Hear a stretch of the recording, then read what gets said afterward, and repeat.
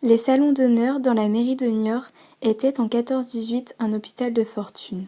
Les armes nouvelles telles que les gaz, multipliées à la violence des combats, ont provoqué chez les survivants des blessures physiques, mais aussi un syndrome de stress post-traumatique, une blessure morale. Cela se remarque par des tremblements, des crises de terreur, des hallucinations, de l'angoisse, un délire de persécution, mais aussi moins fréquent, des conduites suicidaires ou meurtrières.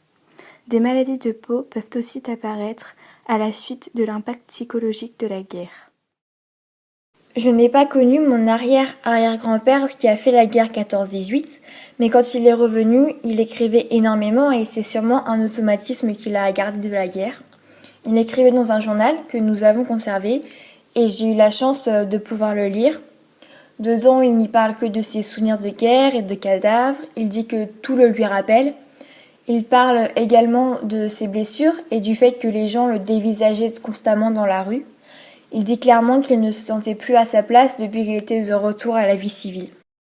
Je devais apprendre que la vie civile ne ressemble en rien à la vie militaire et que le pain quotidien est souvent bien dur à gagner. Que de démarches il me fallut accomplir. Seul, sans appui, souvent découragé, désespéré, j'ai connu les pires amertumes, les pires détresses.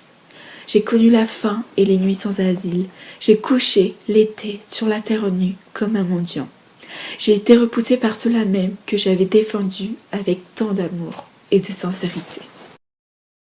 Pauvre fou que j'étais, j'ignorais qu'une absence de 5 années avait complètement transformé les caractères, les habitudes, les mœurs et l'âme de beaucoup de femmes.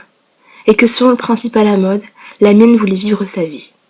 Je devais, ainsi que tant de camarades désabusés, connaître un jour les surprises et les amertumes du divorce, tout ce calvaire douloureux que gravissent durant des mois et des mois ceux dont le foyer est brisé et dont l'âme meurtrie ressemble à une pauvre chose pantelante que la guerre a tuée. Nous sommes ici à Niort, face à l'avenue de Verdun, rue qui, comme beaucoup d'autres, nous montre chaque jour l'omniprésence de la guerre dans notre société. Jadis, avant la guerre 14-18, les rues devaient leur nom principalement au corps de métier qui les fréquentaient. Cependant, après la guerre, les municipalités échangèrent ces noms avec d'autres qui trouvaient politiques et d'une immortalité relative. Ainsi, la rue de Saint-Pétersbourg devint la rue de Petrograd ou encore la rue d'Allemagne devint l'avenue Jean Jaurès.